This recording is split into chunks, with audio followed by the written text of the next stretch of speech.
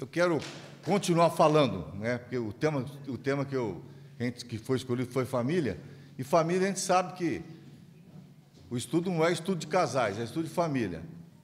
E a família, a responsável da família é o quê? O pai e a mãe. Criar os seus filhos na disciplina do Senhor, para que a igreja continue firme e forte. Então, vamos continuar esse tema.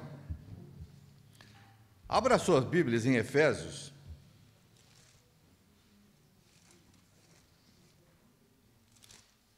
Efésios capítulo 6, 4. Olha o que o apóstolo Paulo fala. Pais, não tratem os seus filhos de jeito que faça com que eles fiquem irritados. Pelo contrário, vocês devem criá-los com as disciplinas e os ensinamentos cristãos. Não deixe seu filho irritado. Então, pais, não irritem seus filhos para que eles não desanimem. Colossenses 3, 21. Então, são vários exemplos, vários conselhos que o apóstolo Paulo dá sobre a família. E como será que a gente vai disciplinar o filho e não irritar ele? Porque às vezes você vai corrigir ele e vai com uma varinha na mão. Ele vai te olhar, né, como inimigo dele, né? Pô, ele vem me bater, ele vem me corrigir. É que nós falamos ontem, né? Você vai fazer uma correção e vai falar para ele por que você está corrigindo, por que ele vai levar umas varadinhas. Mas com carinho e com amor. Para não poder irritar ele, para ele pensar que você está batendo nele, porque você não gosta dele. E pode dar a impressão dessa, né? O filho achar que está apanhando porque o pai e a mãe não gostam dele, por isso que ele me bate, ele não gosta de mim. E não é. Deus ensina que nós temos que corrigir nossos filhos. Então, esse vai ser o tema de hoje. Então, devemos notar a razão de... Abra em Colossenses 3 e 21.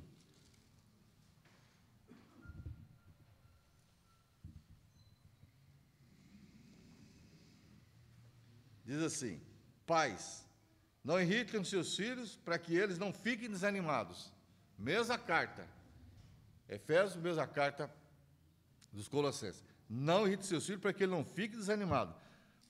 Para nos desanimar no sentido de desencorajar ele, quebrar o espírito, criar um complexo de frustração na vida dele, inferioridade. Isso é um desastre para a criança. Então o pai tem que estar sempre levantando o bom astral do filho, ajudando ele a estar sempre com o astral firme, mostrando para ele que você quer o bem dele. É dessa maneira. Então, os pais, guiados pelo amor e pela compreensão cristã, despertam no filho não a ira, nem o desânimo, mas a coragem e a confiança. Quando os pais são guiados pelo amor do Espírito Santo, quando vai corrigir o filho. Então, ele é guiado pelo Espírito Santo, ele vai mostrar para o filho que ele ama ele, que ele quer o bem dele, que ele está sendo corrigido para que ele possa, no futuro, ser um grande homem, uma grande mulher, em Cristo Jesus. Criem os filhos, né? Efésios 6, 4, que diz, criam os filhos no sentido de nutrir, cuidar, zelar, tratar bem. O bom pai é aquele que trabalha, não deixa faltar, nunca deixa faltar o necessário para o filho. Não é trabalhar para deixar riqueza para o filho. Primeira coisa, tem que tratar do dia a dia dele, o alimento de cada dia dele. Ele sentir que ele tem segurança dentro do lar. Não deixe o desenvolvimento dos filhos ao acaso, ou à boa sorte, ou na escola, ou na igreja. Às vezes a gente não cuida do filho durante a semana inteira e quer que ele venha no domingo para a escolinha. A escolinha vai nutrir ele a semana inteira, não precisa fazer mais nada. A escolinha lá na igreja já vai estar nutrindo a mente dele, e ele vai estar a semana inteira nutrido. Eu vou estar tranquilo, não preciso sentar minha cabeça com o meu filho. Não devemos pensar assim. Quem vai nutrir ele é você e a sua esposa. No dia a dia, criando nele a disciplina do Senhor. Então, devemos sempre prestar atenção em nossos filhos. Escutar o que eles falam. Às vezes nós temos uma mania de achar que criança não sabe o que fala. Sabe sim. Precisa ter muito cuidado com isso. Ah, é criança, não sabe o que fala. Sabe. Se ele está falando alguma coisa, é porque ele tem sentimento de alguma coisa. Então, nós temos que estar prestando bem atenção no que ele quer querendo dizer para a gente. E ouvir o que ele tem que falar. Eu vou contar a história. Quem está com a apostila, não sei se leu essa história, está na apostila. Eu vou contar a história aqui de um garoto, do menino, que ele orou assim, ó, Senhor, esta noite te peço algo especial. Então ele chegou no quarto dele, joelhou, falou, te peço algo especial, Senhor. Me transforme em um televisor. Queria ocupar o seu lugar. Por que será que ele queria se transformar em um televisor e ocupar o lugar do televisor? Porque todo dia o pai e a mãe chegavam à tarde do serviço lá, a primeira coisa era sentar na televisão e falar com a televisão. O filho ficava de lado. Então, esse é um exemplo que eu estou dando. Então, ele orou para que Deus transformasse ele no televisor. Pelo menos, se eu me transformar num televisor, eu vou ficar sentado lá, meu pai e minha mãe vão ficar me vendo e vai conversar comigo. E, às vezes, nós fazemos isso na nossa casa. Nós damos atenção para a nossa televisão e não damos atenção para os nossos filhos. A televisão não te dá nada. A televisão te tira. A televisão só ensina bobagem para a gente. Tem coisas boas, sim. Vamos querer falar que tem coisa ruim, não. Tem coisas boas. Mas tem um canal aí que, se você ligar lá, é só destruição da família. E o pai e a mãe, às vezes, liga a televisão e fica assistindo novela. Cada coisa que aparece nessas novelas que eu vou te falar para você. Dá nojo. E o filho está ali do lado, sem atenção do pai e da mãe, e assistindo porcaria. Porque ele não tem o que fazer, o pai e a mãe não conversam com ele, fica lá escutando na televisão também. Então ele queria viver o que vive a TV, na casa dele. Ter um quarto especial para mim, todos os membros da minha família, ter um televisor dentro do seu quarto. Eu queria ser essa televisão. Todo mundo tem. Não sou nada contra quem tem também, não, viu, televisão no quarto. Eu, pelo menos, não tenho e não quero ter de jeito nenhum.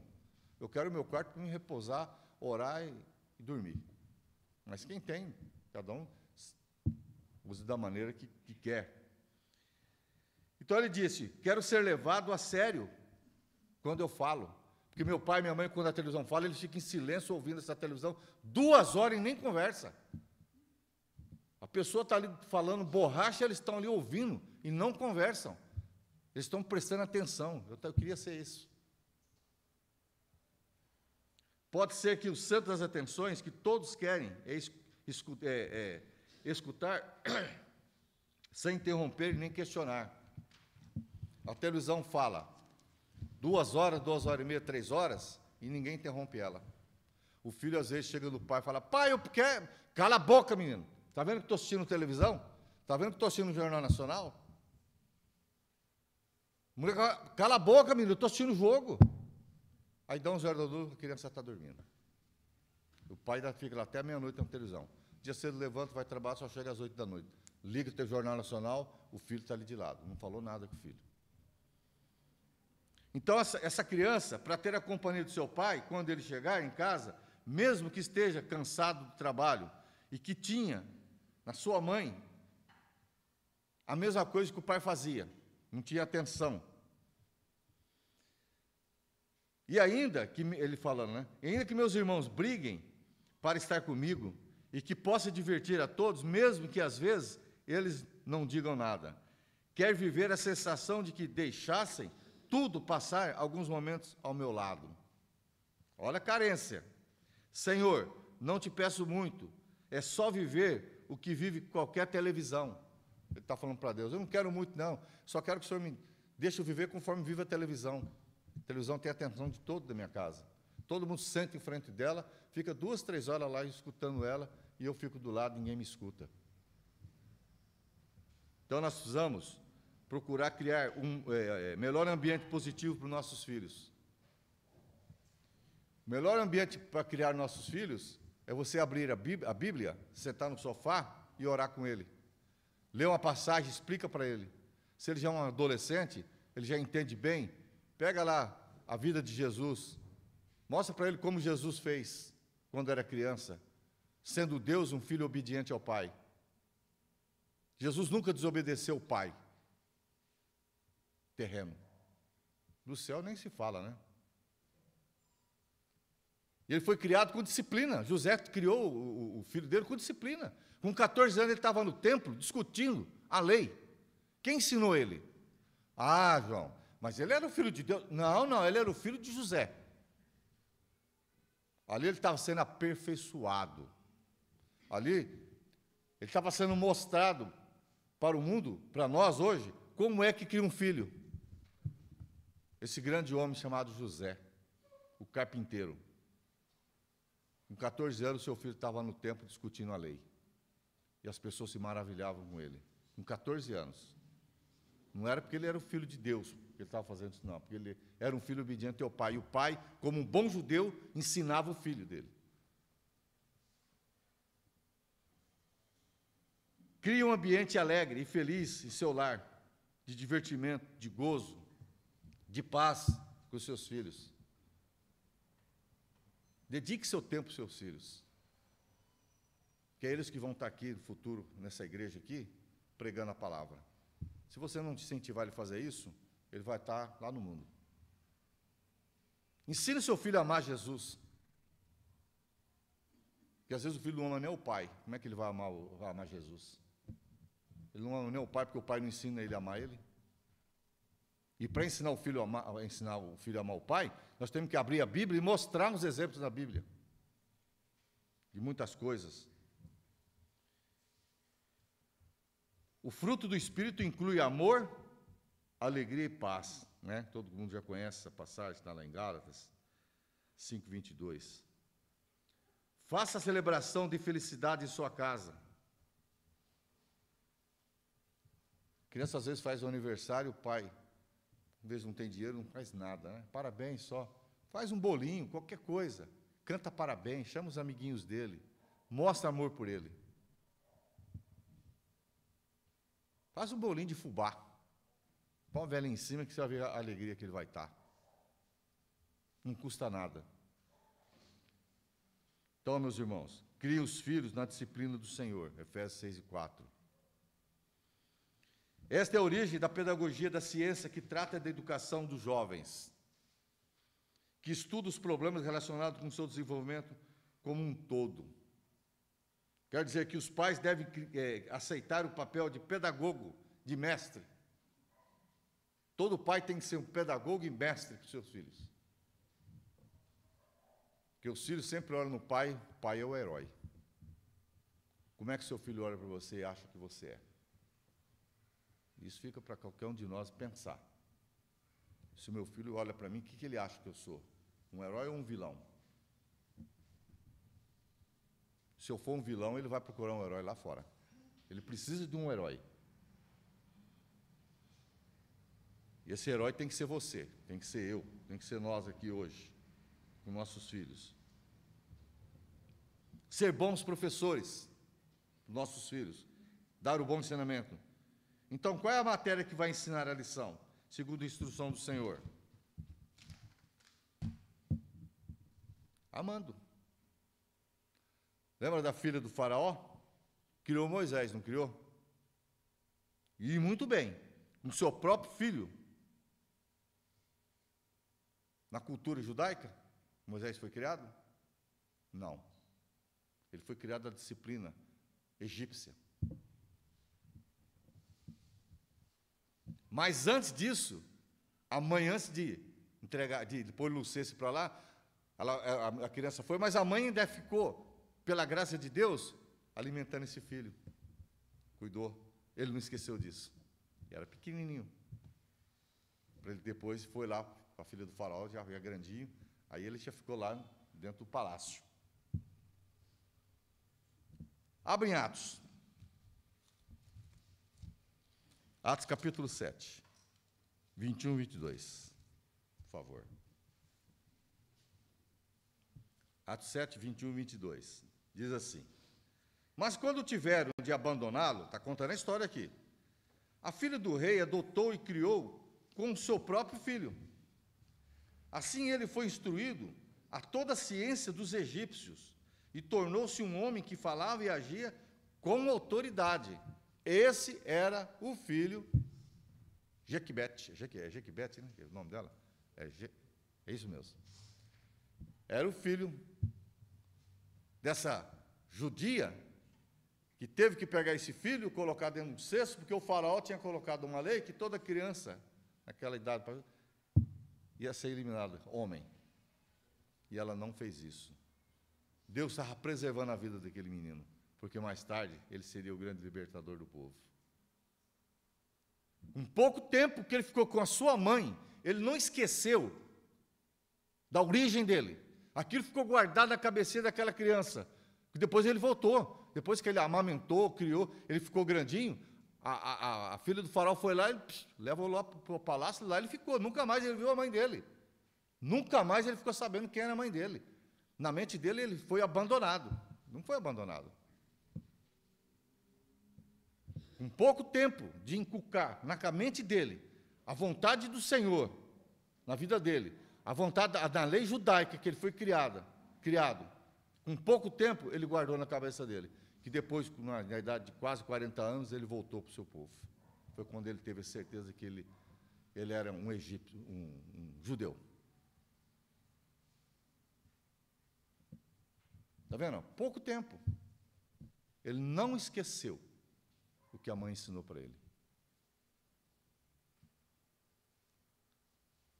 Mas nós sabemos que a sua mãe criou também a instrução do Senhor, porque rejeitou o Egito, preferiu ser maltratado com o povo de Deus. Aí mais para frente, quando ele teve a origem, falou, não, eu vou voltar para o meu povo. Eu não vou ser mais o filho da filha do faraó, não. Eu vou voltar para o meu povo. Mas porque Deus já tinha um propósito na vida dele. E a mãe já tinha feito o que tinha que ser feito. De criança. Quando ele cresceu, ele não esqueceu que foi ensinado de criança. E assim é os nossos filhos. Inculca na cabeça dele o amor de Jesus Cristo. Ensina para ele quem é Jesus, que depois de grande ele vai amar Jesus. Ninguém vai tirar da mente dele Jesus Senhor. Você não vai estar perdendo o seu tempo desligando a televisão. Hebreus 11, 25.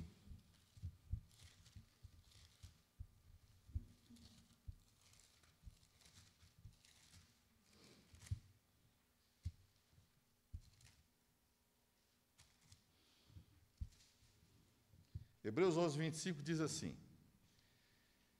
aí, dentro do contexto da história aqui ainda, ó, ele preferiu sofrer com o povo de Deus, em vez de gozar por pouco tempo os prazeres do pecado.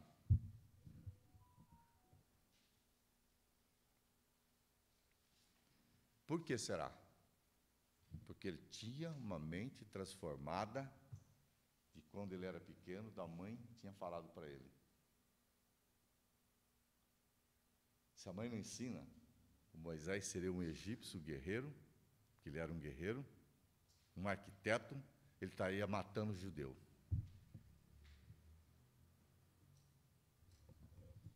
Será que os pais cristãos podem ser professores igual Joquebede?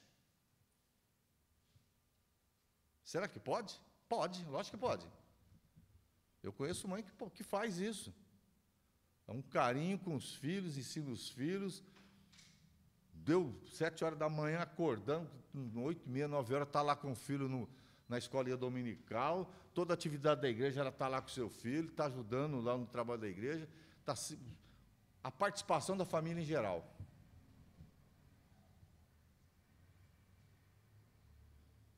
Um outro exemplo, eu dei o exemplo de Moisés. Olha o que aconteceu com Moisés. E o que ele foi depois? O libertador do povo de Israel. Deus usou aquele homem para libertar o povo de 430 anos de escravidão. E que poder que esse homem tinha. Mas não que ele era poderoso.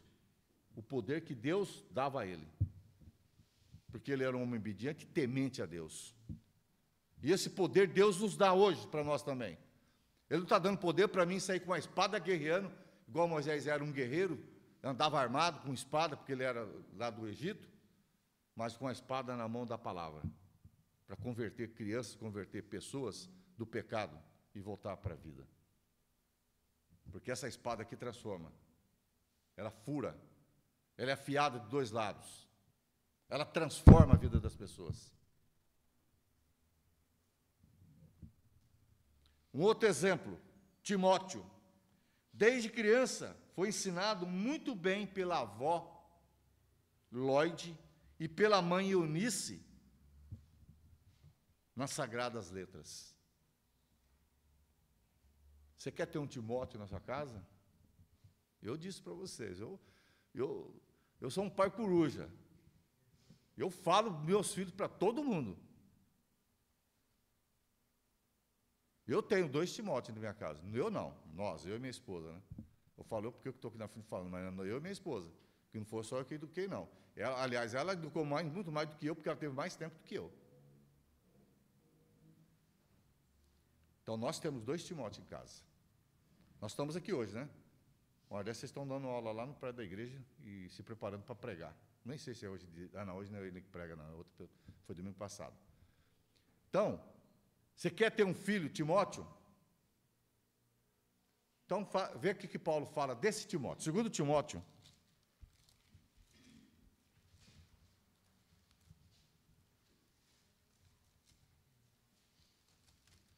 segundo Timóteo 3:15.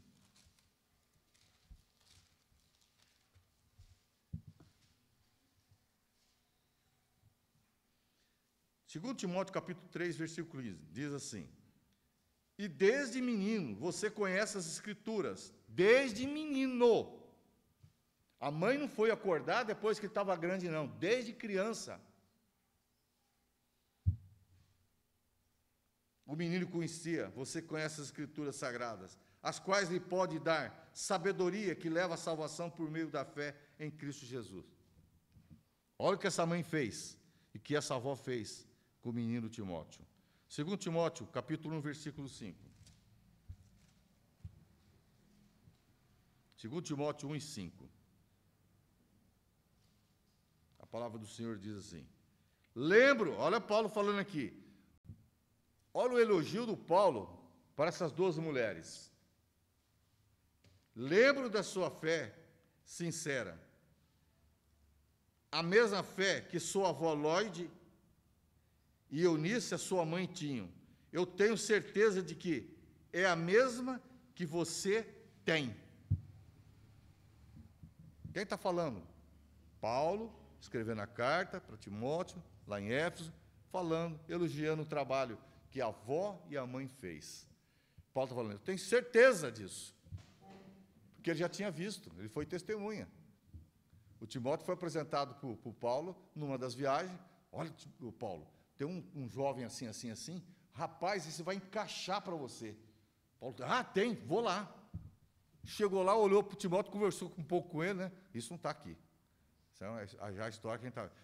Deve ter conversado um pouquinho com ele, viu a sabedoria dele, porque ele já tinha informação de quem foi que criou. Ele já sabia que foi a avó e a mãe. E a avó e a mãe eram fiéis ao Senhor. Elas não tinham tempo para o mundo. Elas não tinham tempo para ligar a televisão e ficar escutando novela. O tempo dela era ensinar o seu filho a amar Jesus, a amar a Deus. Esse menino amou tanto Deus que ele está aqui, o nome dele na Bíblia. Depois de 2000 e poucos anos, nós estamos falando o nome dele aqui hoje. Esse jovem chamado Timóteo. Foi uma bênção na vida do Paulo. Então, meus irmãos, criem seus filhos no conselho, na demonstração do Senhor. Efésios capítulo 6 e 4, que a gente leu. Admoestar inclui responsabilidade, impor limites. A falta de limites produz desgosto nos nossos filhos. Quando a gente não coloca limite de pequeno, tudo começa de pequeno. Você impõe limite de pequeno, de grande, você não vai precisar esquentar a cabeça. A criança nasce ruim? Não, ninguém nasce ruim. Ninguém nasce ruim. Ele se torna ruim pelo sistema. O sistema quer que as crianças nasçam ser ruim mesmo. Viciados em um monte de coisa, não amar ninguém. O sistema quer desse jeito. Então, essa rebeldia provoca os pais a perder a paciência e ficar em raiva, às vezes, nessa raiva, age de maneira que não devia fazer. Violência, abandono, não quero mais saber de você, vá para o mundo, eu não quero mais você aqui em casa, e assim vai. Tristeza, né? Um pai ter que fazer isso. Não é para ele fazer isso, mas o sistema manda ele fazer. Porque não existe amor, não tem paciência. Mais tarde, os pais se sentem culpados por isso. E a próxima vez, quando deve se impor limites, os pais desistem de qualquer tentativa de disciplinar os seus filhos. Que limites? Quais são os limites? Criança pequena precisa de limites, até que protegem a vida e a tranquilidade dos outros. Quando você disciplina de pequeno, de grande, você não vai usar vara, e nem vai usar soco, e nem vai ter que chamar vizinho. A gente está cansado de ver, né? Na cidade onde a gente mora, lá em Setuba, a gente vê muito viciado lá. Todo lugar tem. A mãe ligando para a polícia para vir buscar o filho, que o filho está maltratando ela. O filho está roubando ela, está batendo nela. O vizinho corre para socorrer a mãe. Que tristeza, né? Mas por quê? A má escolha que ele teve. Não sei se a mãe de pequeno disciplinou. Às vezes não se disciplinou, ele se tornou rebelde, e aí foi a consequência da sociedade de hoje. Essa porcaria dessa televisão que fica em casa lá, incentivando a liberar a droga. Vocês viram a televisão falar que aqui que não é para... Não, eles estão incentivando. Incentivando o aborto. Fazer aborto com 6 meses é uma vida que está ali no ventre de uma mulher. Estão incentivando a tirar. Assassinato, isso é assassinato. Isso não é amor. Não é amor.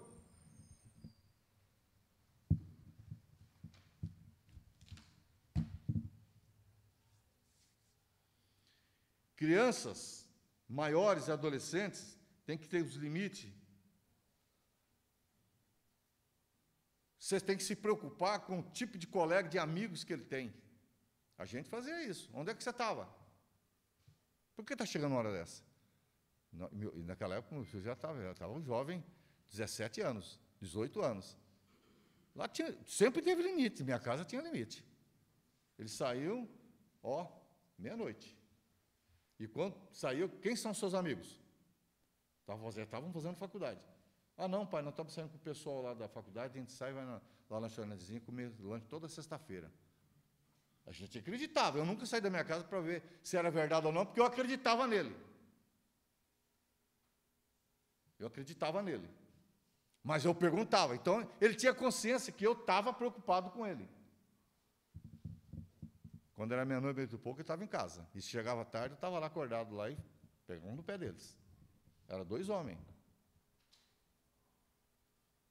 Eles estavam namorando. A gente chegava nele, não tenho com minha esposa, conversava com eles. Olha, vocês estão namorando, presta bem atenção. Os hormônios não são convertidos. Os hormônios não são convertidos. Domine a sua vontade carnal. Se preserve. Tenha um casamento no Senhor, para você não ter dor de cabeça mais tarde. Não faça bobagem.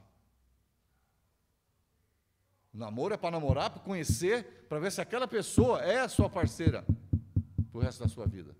Mas isso você tem que ensinar para os seus filhos. A respeitar a filha dos outros.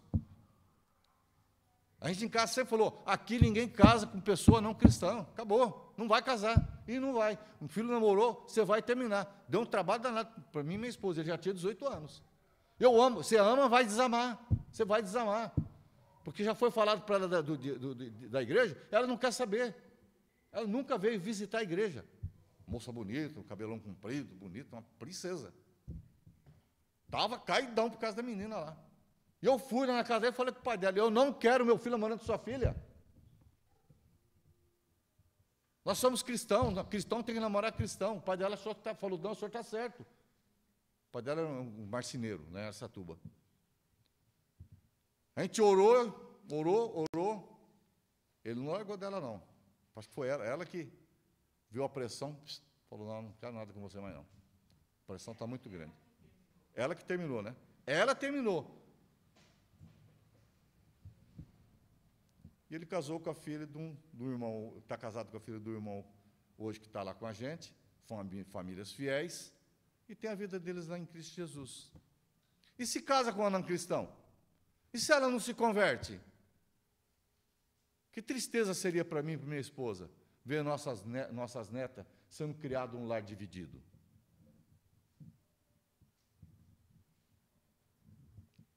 Um é cristão, o outro não é cristão. O pai levanta cedo, vou levar as filhas, vou levar as meninas para a missa. Não, eu vou levar eles para o culto. Não, vou levar para a missa. Eles não vão ser cristãos, não, eles vão ser católicos. Meu pai, minha mãe sempre foi católico, eu sou católico, eles vão ser católicos. Que divisão? Como é que fica a cabeça dessas crianças? Isso é responsabilidade sua, de inculcar na cabeça dele o amor para ele em Jesus Cristo, para ele lutar com isso. Arrumar um namoro cristão com pessoas cristãs da mesma fé. De preferência da mesma congregação, viu? Esses encontros, né, que vocês fazem aqui, vai. Isso aí, eu falo para os jovens lá, vai conhecer outra jovem da mesma fé, da mesma igreja. Que depois que você casar com uma pentecostal, por exemplo, os costumes de lá vai querer permanecer. Vai ficar aquela briga danada. Não, instrumento, é não sei o quê, não quer mais. Não, porque lá na minha igreja fala em língua. Não, e aqui a criança vai crescendo com aquilo lá, os filhos vão se perdendo. Responsabilidade nossa.